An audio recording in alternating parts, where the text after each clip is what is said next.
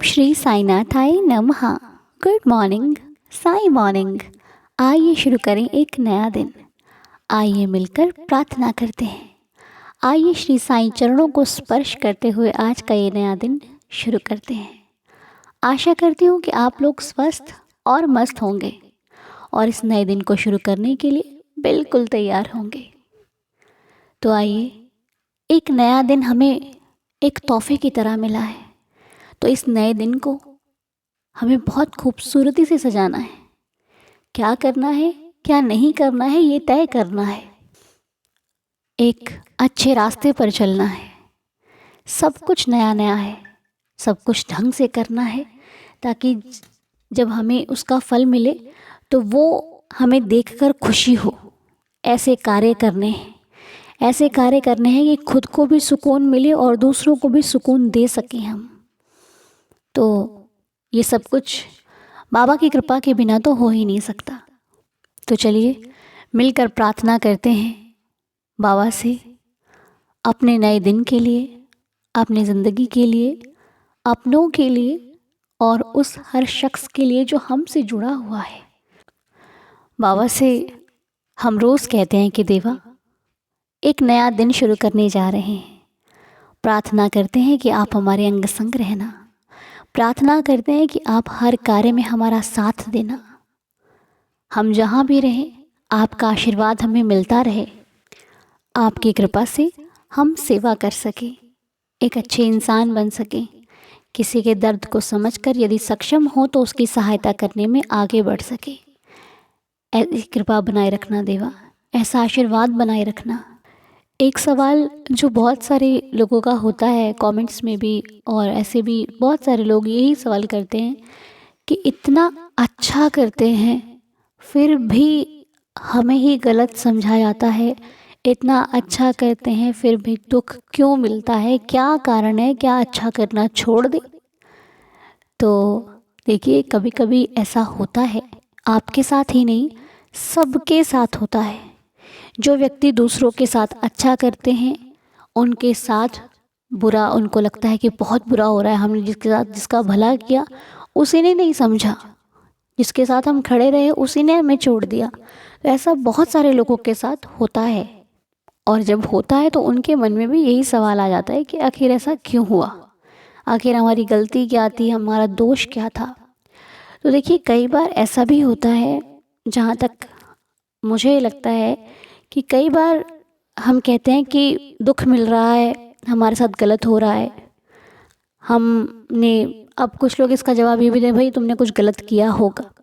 लेकिन कई बार ऐसा होता है कि जब आप अच्छा कर रहे होते हो तो भगवान आपको रोकता है उस चीज़ से। जहाँ पर आप सही भी होते हो ना, तो भगवान आपको संकेत देता है कि मत कर। लेकिन इंसान अपनी इच्छाओं के आगे भगवान की भी नहीं सुनता, क्योंकि जो उसको उसमें सुकून मिल रहा होता है। जैसे कि कई बार कोई चीज़, कुछ ऐसी विश होती है जो हम बाबा से मांगते हैं, नहीं हमें तो चाहिए, हमें तो चाहिए, बहुत मांगते हैं।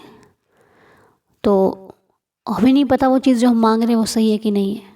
अगर मान लो वो चीज़ आपके लिए सही नहीं है और वो आपको मिल जाए, कई बार इंसान जिद करके भी उस चीज़ को पा लेता है ना, होता है ऐसा कई बार।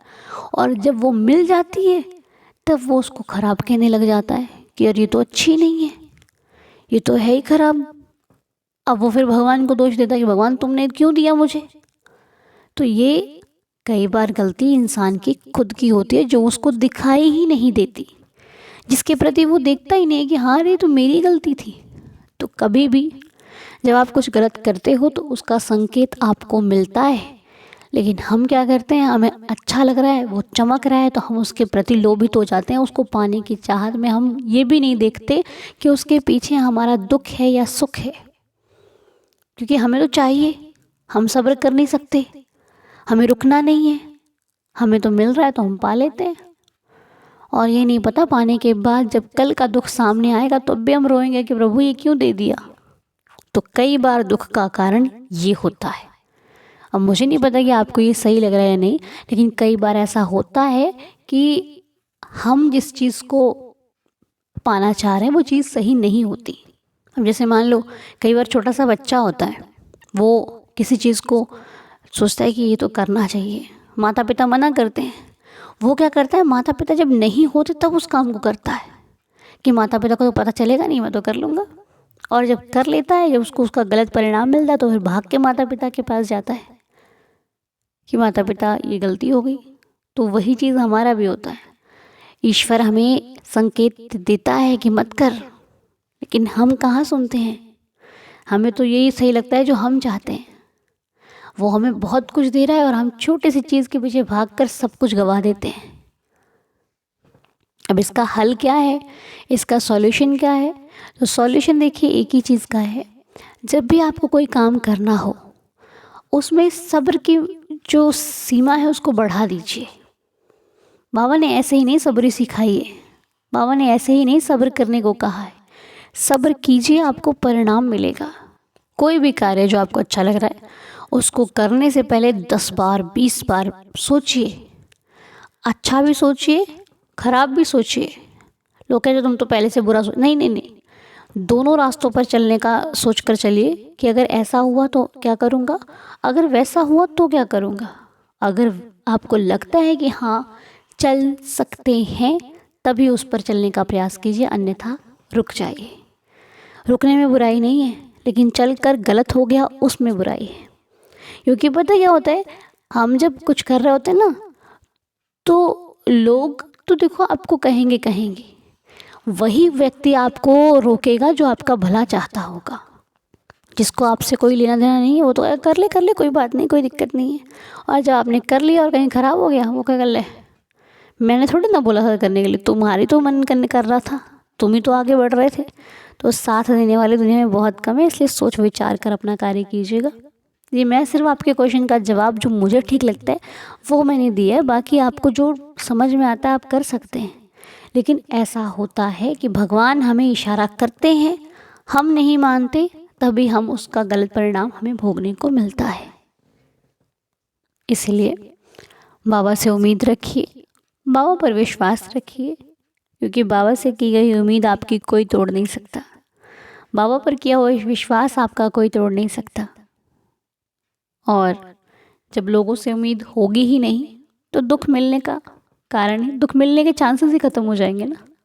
और कभी भी जब कोई बड़ा कार्य करना होता है, तो उसमें आपको विश्वास भी बड़ा रखना होता है, क्योंकि ज़रूरी नहीं है कि झटपट से हो जाएगा।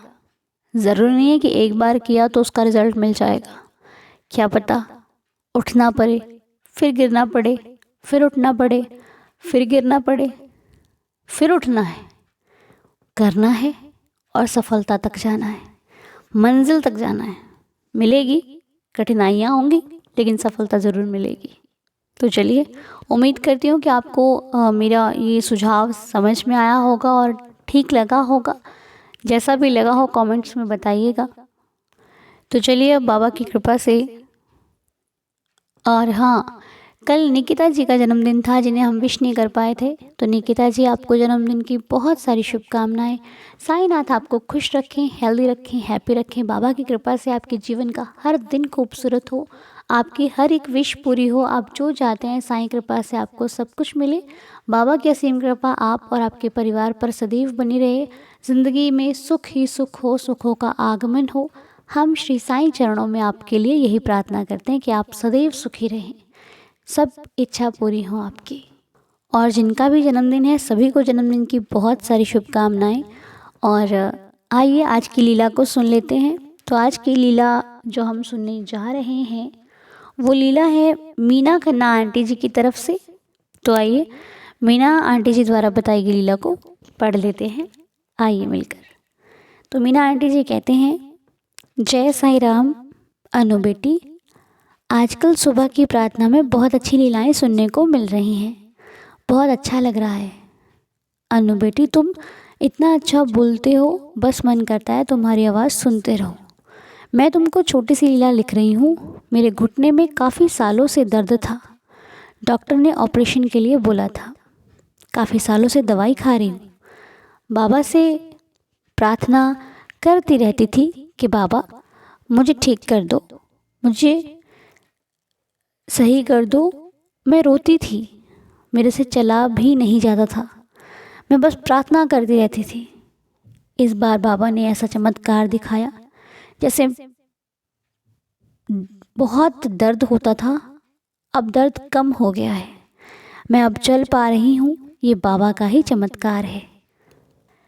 मैं बाबा को बहुत सालों से मानती हूँ। मेरी बाबा इच्छा पूरी करते हैं, जब समय आता है तभी मनोकामना पूरी होती है। ये लीला मेरी दीदार परिवार के सभी भक्तों में शेयर करना। पिछली बार तुमने मेरी लीला शेयर नहीं करी थी, इस बार मुझे उम्मीद है कि तुम शेयर करोगी दीदार परिवार के सभी भक्तों को। जय साईं राम। ओम साईं राम आंटी जी। तो इसीलिए तो हम आपसे कहते हैं कि अगर हम कुछ भूल जाएं तो आप लोग हमें याद दिला दिया करें।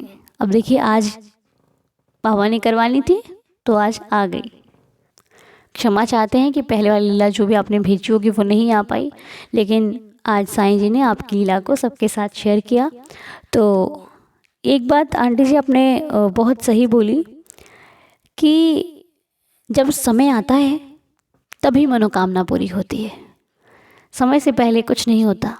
लाख कोशिशें कर लें हम, लाख रो लें, लाख कुछ भी करें, कहीं पर भी चले जाएं, कहीं पर मन्नत मांग लें, लेकिन जब तक समय नहीं आएगा तब तक वो चीज़, वो वस्तु, कुछ भी आपके पास नहीं आएगा। समय आएगा तो आपको मांगने की भी आवश्यकता नहीं पड़ेगी। ये बात आपने बिल्कुल ठीक बोली है। और साईं कृपा से आपका दर्द ठीक हो गया, आपको सुकून का अनुभव हुआ। ये बाबा की कृपा है आप पर। हम साईं जी से प्रार्थना करते हैं कि आप पर ऐसे ही बाबा की कृपा सदैव बरसती रहे, सदैव आपके ऊपर साईं जी का आशीर्वाद बना रहे। और बहुत बहुत शुक्रिया आपका लीला को हम सब के साथ शेयर करने के लिए। बहुत खुशी होती है जब एक लीला को पढ़ते हैं। बाबा के चमत्कार कह लो, लीलाएं कह लो, अनुभव कह लो, जो भक्तों के साथ होते हैं। और ये भक्तों का विश्वास है जो चमत्कार बनकर हमें पढ़ने को और सुनने को मिलता है, क्योंकि विश्वास है तभी चमत्कार हो रहे हैं। बाबा अपने भक्तों को सदैव देते हैं, लेकिन उसी को जिसको विश्वास होता है उसको अनुभव होते हैं। जिनको विश्वास नहीं होता उनके साथ लीलाएं तो होती हैं पर वो फील नहीं कर पाते। इसलिए जब हो, जहाँ हो, जैसे हो, जिस हाल में हो, अपने साईं का नाम पुकारते रहो, बाबा को याद करते रहो, बाबा का ध्यान करते रहो, नाम जाप करते रहो, साईं साईं साईं साईं करते रहो। साईं आज नहीं तो कल आपकी इच्छा भी ज़रूर पूरी करेंगे। जो लोग सेहत संबंधित परेशान रहते हैं, आप लोग ऊदी का सेवन किया करें। जो दवाइयाँ आपकी चल रही है वो चलते रहने दीजिए, लेकिन ऊदी का सेवन भी आप लोग किया करें। और विश्वास के साथ, श्रद्धा के साथ कि देवा ये ऊदी है, आप स्वयं मुझे ये ऊदी खिला दीजिए, आप स्वयं मेरे साथ खड़े होकर मेरे इस दर्द को कम कर दीजिए। और ऊदी खाने के बाद आपको विश्वास होना चाहिए कि अब सब कुछ ठीक हो जाएगा, और सच में हो जाएगा। ऊदी बहुत सारे भक्तों के कष्टों को हर लेती है, ख़त्म कर देती है, आपके भी कष्टों को ख़त्म कर देगी। तो चलिए, साईं पर भरोसा रखिए, विश्वास रखिए और आगे बढ़ते रहिए, बाबा का ध्यान करते रहिए। समय मिले साईंनाथ के पास बैठकर थोड़ी बातें भी करते रहिए। ठीक है जी। तो चलिए अब मिलकर 11 वचनों का पाठ करते हुए आज की प्रार्थना को संपूर्ण करते हैं। ओम साईं राम।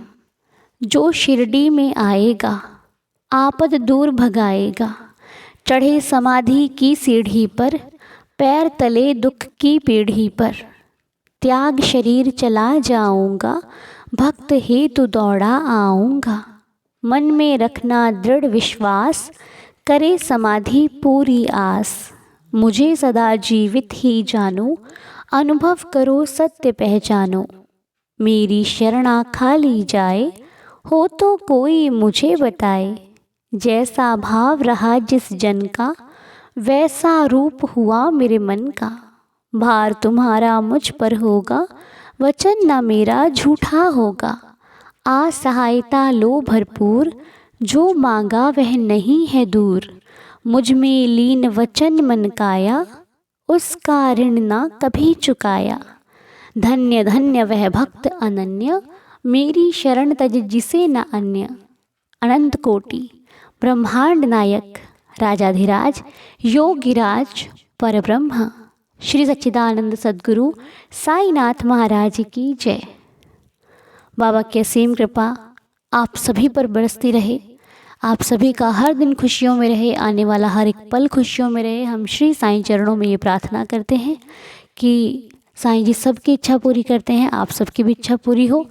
तो चलिए बाबा के श्री चरणों को स्पर्श करते हुए आज की प्रार्थना को यहीं पर संपूर्ण करते हैं और इस नए दिन की शुरुआत करते हैं। जो होगा अच्छा होगा, बढ़िया होगा, बहुत अच्छा होगा। साईं कृपा बरसती रहे आप पर, हम पर, सभी पर। तो बाबा के आशीर्वाद के साथ चलिए मिलते हैं आपसे अगले वीडियो में। तब तक के लिए खुश रहिए, हेल्दी रहिए, हैप्पी रहिए। ओम साई राम, जय जय साई राम।